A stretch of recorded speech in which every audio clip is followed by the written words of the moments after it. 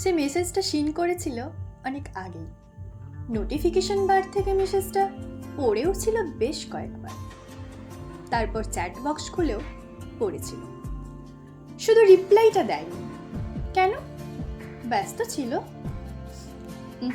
না, ব্যস্ত সে ছিল না। সে শুধু জানতো রিপ্লাই করলে কথার পিঠে কথা জমতে জমতে শুরু হবে অভ্যেস, আর অভ্যেস থেকে জন্ম নেবে এক্সপেকটেশনস, আর এক্সপেকটেশনস থেকে কষ্ট।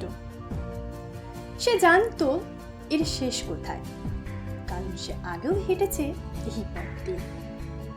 সেজন্যই সে মেসেজটা সিন করে ফোনটা সরিয়ে ফেলেছিল তার কাছ থেকে।